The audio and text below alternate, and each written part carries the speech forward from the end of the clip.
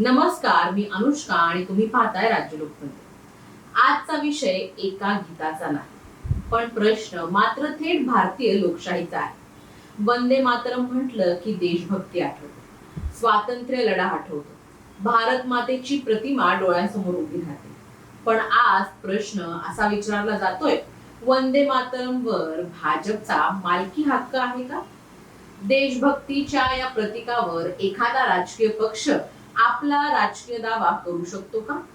आणि वंदे मातरम म्हणणारा देशभक्त, न म्हणणारा संशय, अशी राजकीय विभागणी करणं लोकशाहीला कितपत योग्य आहे? सुरुवातीलाच स्पष्ट करूया, वंदे मातरम हे कोणत्याही राजकीय पक्षाची खासगी मालमत्ता नाही. ते भारताच्या राष्ट्रीय इतिहासाचं, स्वातंत्र्य लढ्याचं आणि सांस्कृतिक वारशाचा भाग आहे. सर्वात आधी इतिहास पाहूया. वंदे मातरमचे लेखक बंकिमचंद्र चट्टोपाध्याय.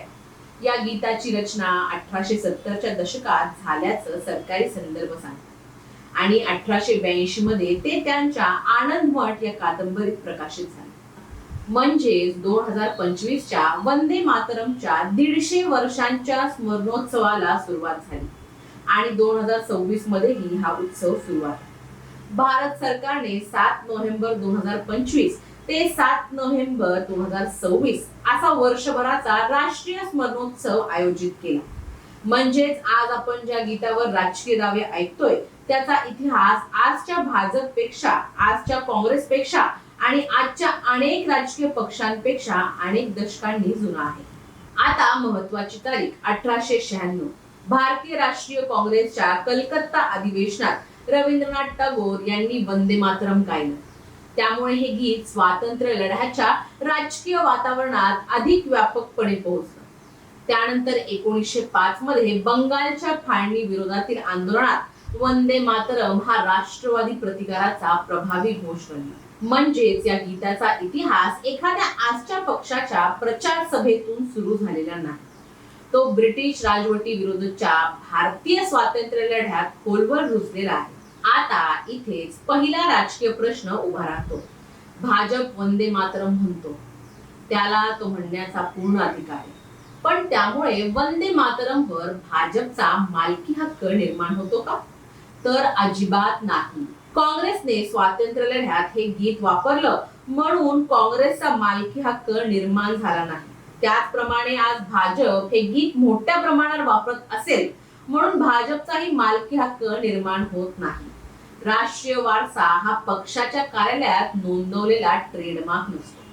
आता दुसरी महत्वाची तारीख 24 जानेवारी 1950. भारताच्या संविधान सभेच्या अंतिम बैठकीत डॉक्टर राजेंद्र प्रसाद यांनी स्पष्ट केलं की जन गण मन हे भारताचं राष्ट्रगीत असेल आणि वंदे मातरम ज्याने भारतीय स्वातंत्र्य लढ्यात ऐतिहासिक भूमिका बजावली त्याला जनगण मन बरोबर समान सन्मान आणि समान दर्जा दिला जाईल.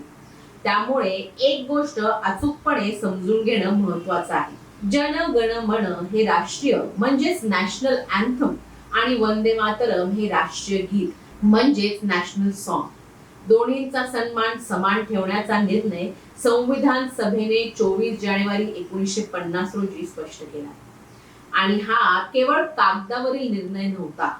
स्वातंत्र्याच्या पूर्वसंध्येलाही वंदे मातरमला विशेष स्थान होतं. 14 ऑगस्ट 1947 रोजी संविधान सभेच्या बैठकीत वंदे मातरमच्या पहिल्या कडव्याचं गायन झालं. सुचेता कृपलानी यांनी हे गायलं आणि सभागृहातील सदस्यांनी उभं राहून त्याचा सन्मानही केला. म्हणजेच भारत स्वतंत्र होण्याच्या काही तास आधीपासूनच या गीताला राष्ट्राच्या सामूहिक स्मृतीत एक विशेष स्थान मिळालं होतं.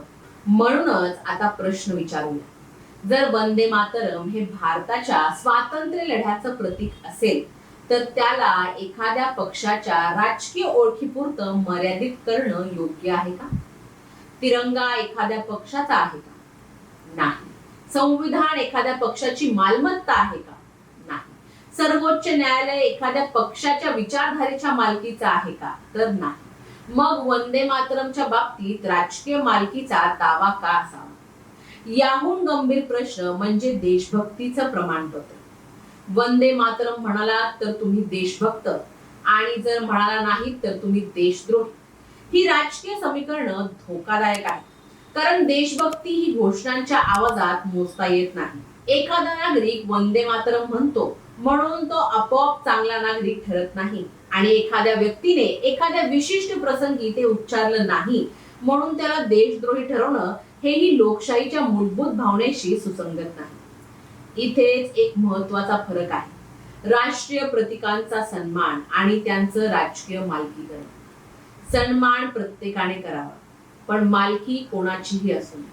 भाजपला वंदे मातरम म्हणण्याचा पूर्ण अधिकार आहे, काँग्रेसलाही आहे, डाव्या पक्षांनाही आहे, उजव्या पक्षांनाही आहे, प्रादेशिक पक्षांनाही आहे, आणि सर्वात महत्वाचं म्हणजे सामान्य भारतीय नागरिकाला सुद्धा आहे, कारण या गीताचा वारसा कोणत्याही एका पक्षाने निर्माण केलेला नाही. आता आपण वास्तवाकडे वळूया. 2025-26 कडे पाहिलं तर हा मुद्दा आणखी महत्वाचा ठरतो. वंदे मातरमच्या 150व्या वर्षानिमित्त केंद्र सरकारने देशभर स्मरणोत्सव आयोजित केला. 2026च्या 77व्या प्रजासत्ताक दिनाच्या कार्यक्रमाचाही मुख्य विषय 150 इयर्स ऑफ वंदे मातरम ठेवण्यात आला. जानेवारी 2026 मध्ये विविध सरकारी संस्थांनी सामूहिक गायन आणि सांस्कृतिक कार्यक्रम आयोजित केले. म्हणजेच आज वंदे मातरमचा विषय केवळ पक्षीय राजकारणाचा विषय राहिलेला नाही, तो राष्ट्रीय पातळीवर स्मरण केला जाणारा वारसा आहे. आणखी एक आकडा यामध्ये महत्वाचा. 25 मार्च 2026 रोजी आकाशवाणीने वंदे मातरमच्या संपूर्ण 6 कडव्यांच्या प्रादेशिक आवृत्त्या तयार करण्याची माहिती दिली. स्वातंत्र्यानंतर आकाशवाणीच्या सकाळच्या प्रसारणात दीर्घकाळ 2 कडव्यांची आवृत्ती वापरली जात आली असून तिचा कालावधी सुमारे 65 सेकंद असल्याचं सरकारी माहितीत नमूद आहे. आता संपूर्ण 6 कडव्यांचा आविष्कार प्रादेशिक भाषिक सांगीतिक विविधतेत मांडण्याचा प्रयत्न होत आहे. म्हणजेच हे गीत एका पक्षाच्या प्रचारापेक्षा कितीतरी मोठं सांस्कृतिक अस्तित्व आहे. आता कॉपीराईटचा. बंकिमचंद्रांनी 19व्या शतकात रचलेल्या साहित्य कृतीवर आज एखाद्या राजकीय पक्षाचा खासगी मालकी हक्क असण्याचा प्रश्नच येत नाही. पण कॉपीराईट नाही म्हणजेच राष्ट्रीय दर्जा नाही असंही नाही, आणि राष्ट्रीय गीत आहे म्हणजे ते एखाद्या पक्षाची मालमत्ता आहे असं तर अजिबातच नाही. उलट राष्ट्रीय दर्जा म्हणजे त्याचा वारसा संपूर्ण राष्ट्राशी जोडला जातो. म्हणून प्रश्न भाजप विरोधाचा नाही, प्रश्न काँग्रेसच्या बाजूने किंवा भाजपच्या विरोधात उभं राहण्याचा नाही. प्रश्न त्यापेक्षा मोठा आहे. राजकीय पक्ष आणि राष्ट्र यांच्यात आपण फरक ठेवणार आहोत की नाही? कारण पक्ष बदलतात, सरकार बदलतात, नेते बदलतात, निवडणुका येतात आणि जातात, पण राष्ट्रीय प्रतीक आणि राष्ट्रीय वारसा संपूर्ण समाजाचा असतो. आज जर वंदे मातरमच्या नावाने देशभक्तीची परीक्षा घेतली जात असेल तर उद्या कोणता पक्ष कोणते राष्ट्रीय प्रतीक आपल्या राजकीय विचारधारेच्या नावावर घेणार हा प्रश्न निर्माण होतो. तिरंगा आमचा, संविधान आमचं, राष्ट्रगीत आमचं, राष्ट्रीय गीत आमचं अशी राजकीय विभागणी सुरू झाली तर राष्ट्र उरणार तरी कुठे? म्हणून शेवटी एकच गोष्ट, भाजपला वंदे मातरम म्हणण्याचा पूर्ण अधिकार, पण काँग्रेसलाही तोच अधिकार आहे, इतर पक्षांनाही तोच अधिकार आहे, आणि प्रत्येक भारतीय नागरिकालाही तोच अधिकार आहे. कारण वंदे मातरम कोणत्याही पक्षाच्या कार्यालयात जन्मलेलं नाही, ते भारतीय स्वातंत्र्य लढ्याच्या इतिहासातून आलं आहे. 1882 मध्ये आनंदमठ मधून ते व्यापकपणे समोर आलं. 1896 मध्ये टागोरांच्या आवाजातून काँग्रेसच्या अधिवेशनात घुमलं. 1905 मध्ये बंगालच्या फाळणी विरोधी आंदोलनात प्रतिकाराचा आवाज बनलं, आणि 24 जानेवारी 1950 रोजी संविधान सभेने त्याला जनगण मन बरोबर समान सन्मान आणि समान दर्जा दिला. त्यामुळे अंतिम प्रश्न हा नाही की वंदे मातरम कोण म्हणते, अंतिम प्रश्न हा आहे वंदे मातरमच्या नावाने देशभक्तीवर मालकी हक्क कोण सांगणार? उत्तर स्पष्ट आहे, कोणताही राजकीय पक्ष नाही. कारण देशभक्ती ही पक्षाची सदस्यता नाही, ती निवडणूक चिन्ह नाही आणि घोषणांची स्पर्धा नाही, आणि तिच्यावर कोणाचाही कॉपीराईट नाही. वंदे मातरम हे भाजपचंही आहे, काँग्रेसचंही आहे, प्रत्येक भारतीयाचं आहे, आणि त्यापेक्षाही महत्वाचं म्हणजे ते भारताच्या स्वातंत्र्य लढ्याच्या सामूहिक इतिहासाचं आहे. आणि म्हणूनच वंदे मातरमचा जयघोष करा, नक्की करा, पण त्या जयघोषावर कोणाची मालकी आहे असा प्रश्न निर्माण होऊ देऊ नका. कारण वंदे मातरम हे सत्तेचं प्रतीक नाही, ते भारताच्या जनतेच्या इतिहासाचा आवाज आहे. धन्यवाद. दैनिक राज्य लोकतंत्र. वंदे मातरम.